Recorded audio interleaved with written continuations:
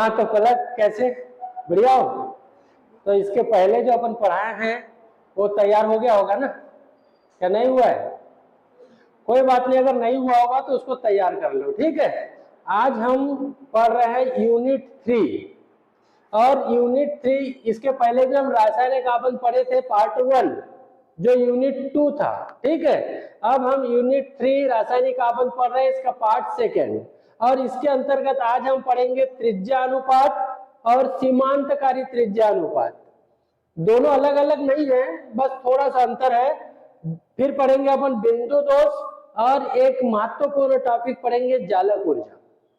तो सबसे पहले अपन ले लेते हैं किसको, त्रिज्या अनुपात को।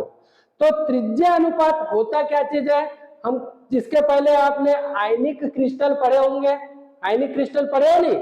तो आयनिक क्रिस्टल में क्या होता है, धन आयन तथा ऋण आयन, धन आयन तथा ऋण आयन, जिसको अपन कैटायन और एनायन भी कहते हैं। तो धन आयन तथा ऋण आयन से मिलकर बना क्रिस्टल जो होता है वो क्या कहलाता है, आयनिक क्रिस्टल कहलाता है। तो आयनिक क्रिस्टल के माध्यम से ही हम त्रिज्या अनुपात को समझा सकते हैं। त्रिज्या अनुपात क्या होता है, किसी क्रिस्टल में धन आयन की त्रिज्या तथा ऋण आयन की त्रिज्या के अनुपात को त्रिज्या अनुपात कहते हैं। धन आयन मतलब कैटायन की त्रिज्या, और त्रिज्या अनुपात आर आर के द्वारा व्यक्त करते हैं। आर आर का मतलब होता है रेडियस रेशियो, ये बराबर होता है धन आयन की त्रिज्या मतलब आर कैटायन लिख देते हैं, और इसको क्या कर देते हैं आर ए।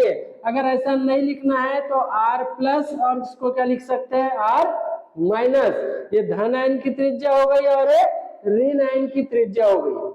तो ये तो त्रिज्या अनुपात हो गए, लेकिन यहाँ पर मैंने एक चीज लिखा दिया, सीमांतकारी त्रिज्या अनुपात। क्या होता है, किसी भी क्रिस्टल, आयनिक क्रिस्टल में त्रिज्या अनुपात का मान जो होता है उसमें उपस्थित धन आयन की त्रिज्या तथा ऋण आयन की त्रिज्या के आकार पर निर्भर करता है। यदि धन आयन का आकार क्या होता है, धीरे धीरे धीरे धीरे घटने लगता है, छोटा होने लगता है, तब ऋण आयनों के प्रति आकर्षण बल का मान क्या हो जाता है, बढ़ने लगता है। अगर आकार छोटा होगा तो आकर्षण बल क्या हो जाएगा, बढ़ जाएगा। और एक कंडीशन ऐसी प्राप्त होती है जहां पर आकर्षण बल के साथ साथ क्या कार्य करने लगता है, प्रतिकर्षण बल भी कार्य करने लगता है। मतलब दोनों कार्य करेंगे, आकर्षण और प्रतिकर्षण बल भी कार्य करने लगते हैं। तब ऐसे स्थिति में धन आयन की त्रिज्या और ऋण आयन की त्रिज्या जो होती है वह क्या हो जाता है, इसका अनुपात इक्वल हो जाता है। तब ऐसे स्थिति में इसे हम क्या कहते हैं, सीमांतकारी त्रिज्या अनुपात। समझ में आ गया? मतलब क्या हो, जब धन आयन की त्रिज्या तथा ऋण आयन की त्रिज्या का अनुपात क्या होने लगे, बराबर हो जाए। और वहां पर क्या होता है कि जो कैटायन होता है मतलब धन आयन होता है वो ऋण आयन को आकर्षित करने के साथ साथ प्रतिकर्षण भी करने लगे, तब वहां पर सीमांत, उसको हम त्रिज्या अनुपात ना बोल करके क्या बोलेंगे, सीमांतकारी त्रिज्या अनुपात कहते हैं। जैसे एक एग्जांपल के रूप में यहाँ पर मैं बता देता हूं, ये कैटायन है यानी प्लस आयन, ये अपने चारों ओर से 3 अलग अलग कैसे जुड़ा हुआ है, इसको अपन क्या मान लेते हैं, ऋण आयन, एनायन, ठीक है। एनायन मतलब ऋण आयन, सी लिखेंगे इसको तो क्या होता है, कैटायन होता है। अभी यहाँ पर हम देख रहे हैं ये अलग है, ये अलग है और ये अलग है।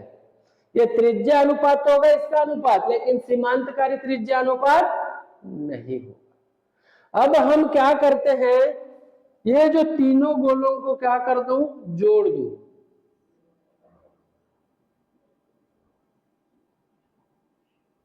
ऐसा, और इससे क्या स्पर्श करें, कैटायन, मतलब प्लस आयन क्या हो, इससे जुड़ा हुआ हो। तब ऐसे स्थिति में ये जो इसका त्रिज्या अनुपात ये जो होता है, यौगिक जो भी आयनिक यौगिक होगा वो स्थायी हो जाएगा, और यहाँ पर आकर्षण के साथ साथ प्रतिकर्षण भी कार्य करने लगा। तो इस कंडीशन में जो त्रिज्या अनुपात होगी कौन सी होगी? सीमांतकारी त्रिज्या अनुपात। लेकिन इसका स्थायित्व धीरे धीरे घटने लगता है। अगर मान लो इसका आकार मैं और छोटा कर दूं, और छोटा कर दूं मतलब ये तो हमारे पास में तीनों गोले क्या एक दूसरे के साथ में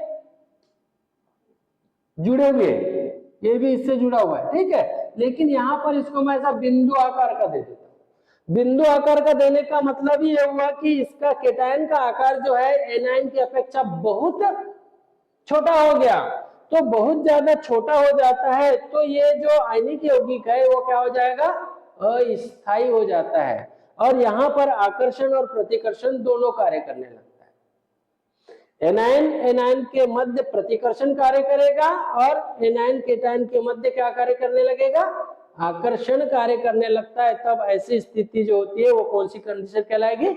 सीमांतकारी त्रिज्या अनुपात कहलाती है। अब देखो यहाँ पर कुछ निर्भरता, त्रिज्या सीमांतकारी त्रिज्या अनुपात है, त्रिज्या अनुपात की कुछ निर्भरता होती है। सबसे पहला तो इसमें क्या होगा, यदि केटायन की संख्या और एनायन की संख्या मतलब धनायन की संख्या और ऋणायन की संख्या का मान बराबर हो और उनका आकार बराबर हो तो जो आयनिक यौगिक होता है वह क्या होता है? स्थायी होता है। मतलब आयनिक यौगिक अधिक स्थायी होगा। लेकिन इनके आकार में अगर डिफरेंस आ जाए तो आकार में डिफरेंस आने पर इनके स्थायित्व में भी क्या आ जाता है? परिवर्तन हो जाता है और यौगिक क्या होता है? अस्थायी होता है। दूसरा चीज होता है, ये तो आकार की बात होगी, संख्या की भी बात होती है। संख्या हम जानते हैं, अगर मान लो केटायन की संख्या और एनायन की संख्या बराबर हो तब ऐसे स्थिति में जब दोनों की संख्या बराबर होती है तो त्रिज्या अनुपात क्या हो जाती है? सीमांतकारी हो जाती है और यौगिक जो होगा वो स्थायित्व प्राप्त कर लेगा, मतलब ज्यादा स्थायी होगा। दो कंडीशन होगी इसके लिए, ये तो या तो केटायन का आकार छोटा हो एनायन का आकार बड़ा हो, या तो फिर एनायन का आकार छोटा हो और केटायन का आकार बड़ा हो। तब दोनों ही कंडीशन में यौगिक स्थायी होगा और त्रिज्या अनुपात का मान परिवर्तित होगा, यानी बराबर नहीं होगा, यानी सीमांतकारी कंडीशन में नहीं होगा। या तो बराबर, इसके क्या हो जाएगा? बराबर होना चाहिए, बराबर नहीं होगा, या तो ये बड़ा होगा या तो फिर क्या होगा? छोटा होगा। ऐसी कंडीशन में हमारे पास में इसके लिए क्या चाहिए? दोनों का आकार बराबर हो तो स्थायी यौगिक होगा।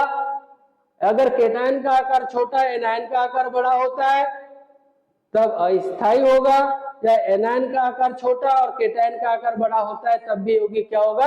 अस्थायी होता है। और ये होता है सीमांतकारी त्रिज्या अनुपात या त्रिज्या अनुपात। पहला टॉपिक समझ में आ गया। दूसरा होता है बिंदु दोष।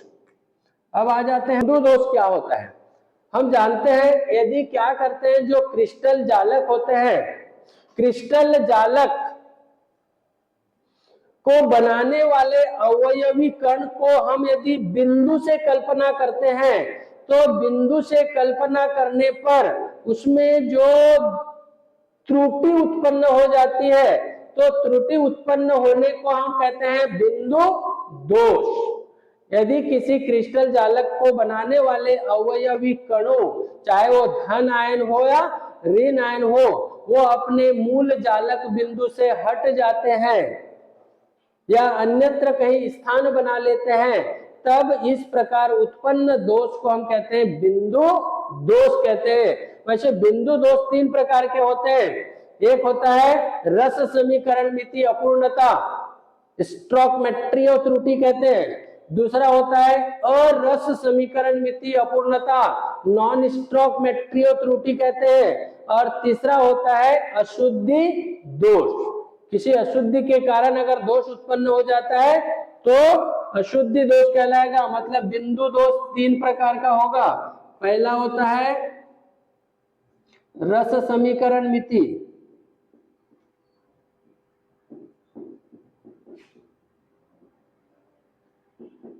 दोष, दूसरा होता है अरस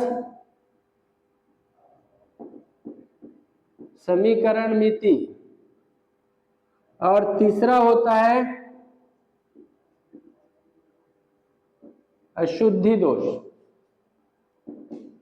ये 3 प्रकार के बिंदु दोष होते हैं।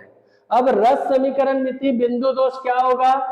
सिंपल यही आता है ना, और ये पेपर में आता है रस समीकरण मिति अपूर्णता पूछा है तो इसका प्रकार पूछेगा।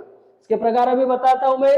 तो रस समीकरण मिति अपूर्णता क्या होता है? किसी क्रिस्टल जालक में उत्पन्न वह बिंदु दोष जिसमें क्रिस्टल जालक को बनाने वाले अवयवी कण, चाहे वो धनायन हो या ऋण आयन, अवयवी कणों के त्रिज्या अनुपात में कोई परिवर्तन नहीं आता, तब इस प्रकार के रस समीकरण मिति अपूर्णता या इस प्रकार के बिंदु दोष को हम क्या कहते हैं? रस समीकरण मिति अपूर्णता, या इसी को बोलते हैं स्टोइकोमेट्रियो त्रुटि कहते हैं। ठीक है, पहला समझ में आ गया। ये जो रस समीकरण मिति अपूर्णता या बिंदु दोष जो होता है, ये 2 प्रकार का होता है, जिसको तुम लोग पहले पढ़े होंगे। पहला होता है शॉटकी बिंदु दोष, और दूसरा होता है फ्रैंकल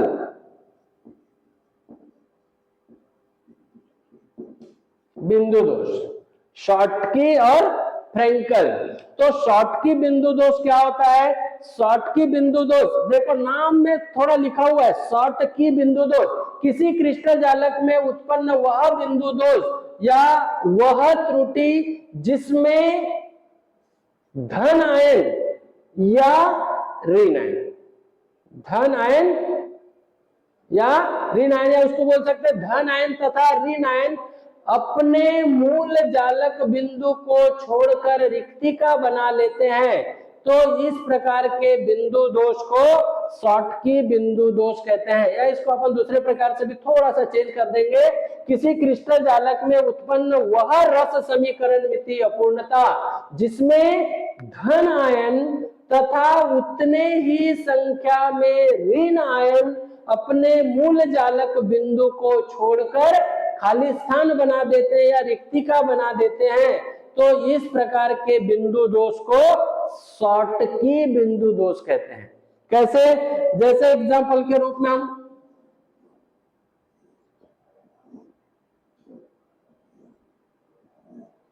यहां पर ले लेते हैं आयन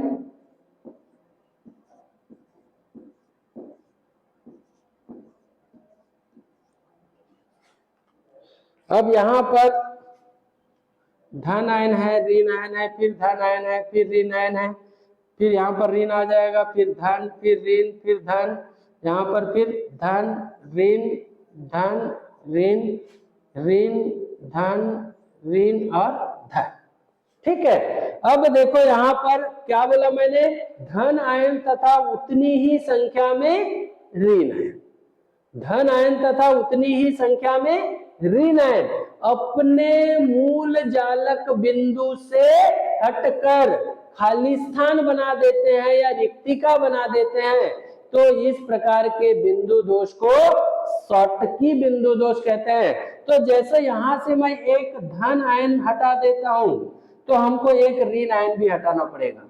बस याद रखना है कि ऋण आयन को हटाने के लिए एक ही सेल से नहीं हटाना है, यहां से हटा दिए तो यहां से हटा दिए, ऐसा नहीं करना है, सेल चेंज कर देना। ये सेल क्या है? यूनिट सेल कहते हैं इसको। ये क्रिस्टल जालक है, तो क्रिस्टल जालक में क्या होता है? ये यूनिट सेल होता है। एक तो ये पूरा क्रिस्टल जालक है, इसमें यूनिट सेल है, तो जालक से कहीं से भी एक धन आयन गायब करना है और एक को क्या गायब कर देना है? ऋण को गायब कर देना है। ठीक है, तो इस प्रकार इससे क्या होगा? त्रिज्या अनुपात के मान में कोई परिवर्तन नहीं होगा। एक धन भी गायब हो गया, एक ऋण गायब हो गया। अगर मान लो पहले 10 थे, ये भी 10 थे, तो इसका अनुपात इकाई था। अब एक एक गायब हो गया तो 9/9 आ गया, मतलब क्या होगा? इकाई ही होगा। तो उसके त्रिज्या अनुपात के मान में कोई परिवर्तन नहीं होता, सिर्फ घनत्व परिवर्तित होता है। तो इस प्रकार के बिंदु दोष को हम क्या कहते हैं? शॉटकी बिंदु दोष कहते हैं। तो यहाँ पर क्रिस्टल जालक में मैंने एक चीज बताया, यूनिट सेल। यूनिट सेल क्या होता है? अणु, परमाणु या आयन, क्रिस्टल तो कोई भी हो सकता है लेकिन आयनिक क्रिस्टल पर है, तो अणु, परमाणु या आयन आपस में संयोजित होकर एक सूक्ष्म इकाई का निर्माण करते हैं, जिसे इकाई कोशिका, यूनिट सेल या एकक कोशिका कहते हैं। इस प्रकार अनेक एकक कोशिकाएं आपस में संयोजित होकर इकाई कोशिका के सदृश बृहत जालक का निर्माण करते हैं, जिसे हम क्या कहते हैं? क्रिस्टल जालक कहते हैं। तो ये क्रिस्टल जालक है और ये एक इकाई कोशिका है। तो ये समझ में आया शॉटकी बिंदु दोष। शॉटकी बिंदु दोष में क्या होता है? किसी क्रिस्टल जालक में धन आयन तथा उतनी ही संख्या में ऋण आयन अपने मूल जालक बिंदु से हट जाते हैं और रिक्तिका बना देते हैं। तो ये हो गया शॉटकी। दूसरा होता है फ्रेंकल। अब ये फ्रेंकल क्या होता है? फ्रेंकल बिंदु दोष में क्या होगा? इसी प्रकार से ये हमने क्रिस्टल जालक बना दिए,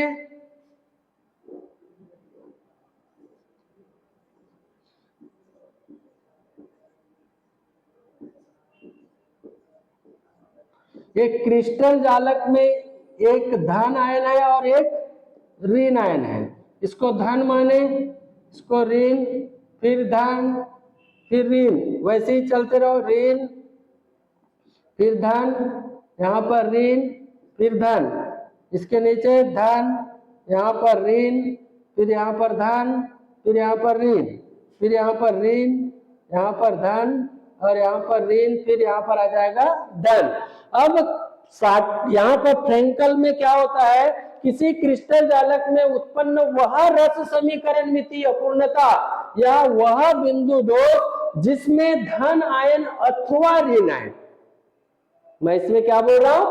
धन आयन अथवा ऋण आयन, जबकि उसमें मैंने क्या बोला था? धन आयन तथा ऋण आयन बोला था।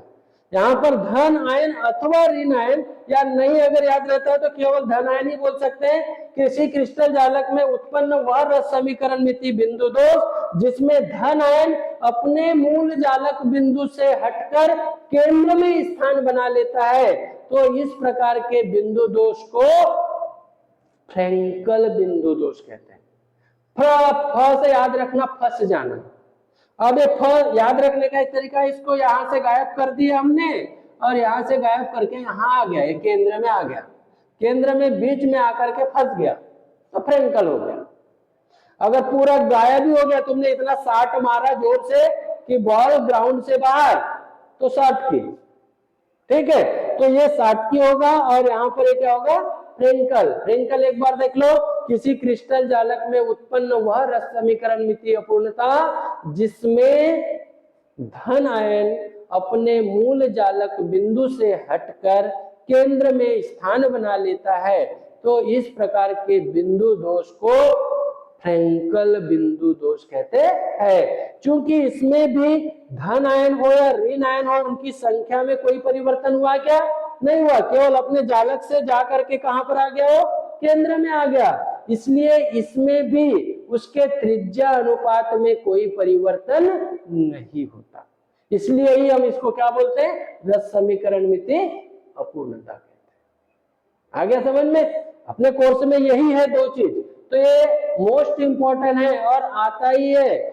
बिंदु दोष किसे कहते हैं? शॉटकी तथा फ्रेंकल बिंदु दोष को समझाइए। एक क्वेश्चन यहाँ पर बनता है और पहला क्वेश्चन बनता है या तो त्रिज्या अनुपात किसे कहते हैं, इसके नियम लिखो, या फिर इसमें क्वेश्चन आएगा सीमांतकारी त्रिज्या अनुपात किसे कहते हैं, इसके नियम लिखो। तो दोनों में कोई अंतर नहीं है, मैंने पहले ही बताया, केटायन के आकार को छोटा करते जाना है, तब दोनों का आकार क्या हो जाएगा?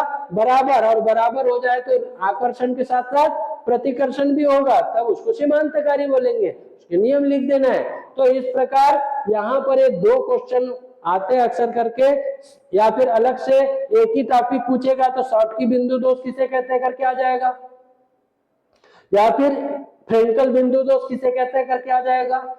तो ये याद रखना है, रस समीकरण मिति अपूर्णता। अब होता है अरस समीकरण मिति अपूर्णता, ये नहीं है फिर भी याद रखना, थोड़ा सा याद रहना चाहिए।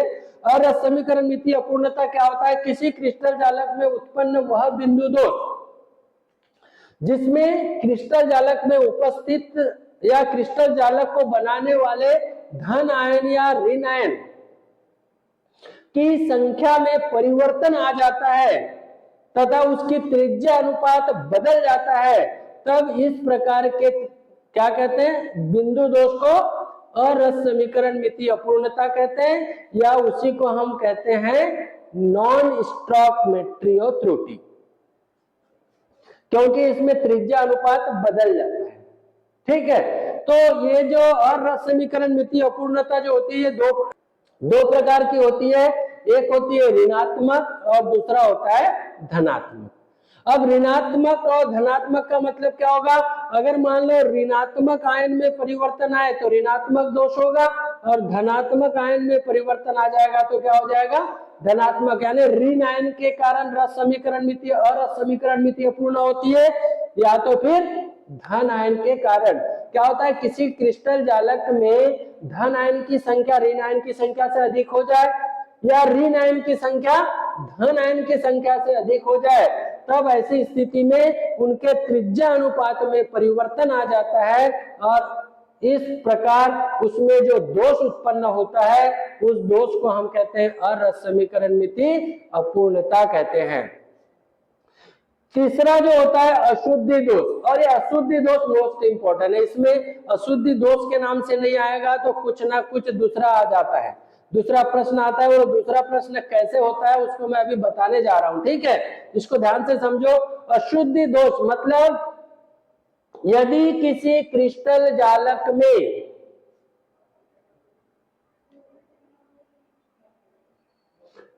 किसी अन्य परमाणु, जैसे उदासीन बोल सकते हैं अपन, उदासीन परमाणु की अशुद्धि मिला दी जाती है, तो अशुद्धि मिला देने पर उस क्रिस्टल जालक में क्या हो जाता है, दोष उत्पन्न हो जाता है। तो इस प्रकार के दोष को हम क्या कहते हैं, अशुद्धि दोष कहते हैं। अब ये अशुद्धि दोष कैसे होता है, यदि अशुद्धि दोष क्या होगा, यदि किसी क्रिस्टल जालक में क्या होता है, उदासीन परमाणु की या किसी अन्य परमाणु की अशुद्धि मिला दी जाए, तो इस प्रकार के बिंदु दोष को हम क्या कहेंगे, अशुद्धि दोष कहते हैं।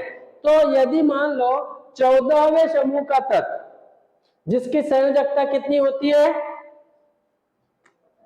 14वें समूह के तत्वों की संयोजकता 4 होती है, जैसे सिलिकॉन हो गया, जर्मेनियम हो गया, 14, 2, 8 और 4। संयोजकता क्या होता है, number of electron in outer subshell are called valency, किसी भी तत्व के बाह्यतम कोश में उपस्थित इलेक्ट्रॉनों की संख्या। इसके बाह्यतम कोश में 4 इलेक्ट्रॉन है, मतलब इसकी संयोजकता कितनी हो गई, 4। तो ये जो होते हैं कौन, 14वें समूह के तत्व। 14वें समूह के तत्व में मैंने क्या लिया, जर्मेनियम और क्या बोला, सिलिकॉन। ये 14वें समूह के तत्व है, इनकी संयोजकता जो होती है वो 4 होती है। ठीक है, अब इनको हम क्या करते हैं, 13वें समूह, 13वें समूह, 13वां समूह जानते हो नहीं, बोरान परिवार।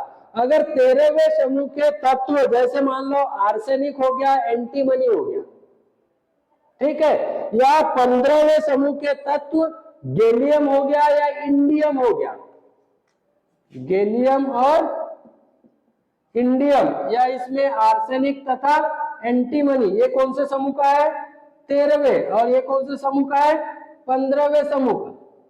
ठीक है, तो ये दोनों में 13वें समूह या 15वें समूह के तत्व में हम क्या करते हैं, 14वें समूह के तत्व की अशुद्धि मिला दिया जाता है। तब अशुद्धि मिला देने पर भी उनके क्रिस्टल जालक के बिंदु में क्या उत्पन्न हो जाता है, दोष उत्पन्न हो जाता है, जिसको हम क्या कहते हैं, अशुद्धि दोष कहते हैं। यदि हमको मालूम है, देखो 13वें समूह के बाह्यतम कोश की मतलब इसकी संयोजकता कितनी होगी, 3, और इसकी संयोजकता कितनी होगी, 5। 15वें समूह का है, इसका क्या होगा, कॉन्फ़िगरेशन होता है 2, 8 और 4, इसका कॉन्फ़िगरेशन होता है 2, 8 और 3, और इसका कॉन्फ़िगरेशन होता है 2, 8 और 5। तो इसके बाह्यतम कोश में 5 इलेक्ट्रॉन है, इसके बाह्यतम कोश में 3 इलेक्ट्रॉन है, इसके बाह्यतम कोश में 4 इलेक्ट्रॉन है। अगर इसको मैं क्या करता हूं, इसमें या इसमें मिला देते हैं, तब क्या हो जाएगी, यानी इसकी अशुद्धि इसमें मिला देते हैं तब बिंदु दोष उत्पन्न होगा। तो यदि 13वें समूह के तत्व में 14वें समूह के तत्व की अशुद्धि मिला दी जाती है, तब एक यहाँ के 3 इलेक्ट्रॉन इसके 3 इलेक्ट्रॉन के साथ में साझा कर लेंगे। साझा करने के बाद में इसका 1 इलेक्ट्रॉन शेष रह जाएगा, रहेगा ना, 4 है, इसके पास 3 ही है, 1 इलेक्ट्रॉन शेष रह जाएगा। तो इस इलेक्ट्रॉन के कारण भी इसमें क्या उत्पन्न हो जाएगी, चालकता उत्पन्न हो जाएगी। और इलेक्ट्रॉन के कारण होने वाली चालकता, मतलब इस प्रकार का जो चालक बनेगा वो कहलाता है अर्धचालक। क्या कहलाएगा, अर्धचालक। तो ये अर्धचालक बनाने का एक तरीका भी होता है। यदि 13वें समूह के तत्व में 14वें समूह के तत्व की अशुद्धि मिला दिया जाता है, तब 1 इलेक्ट्रॉन शेष रह जाता है। इस इलेक्ट्रॉन के कारण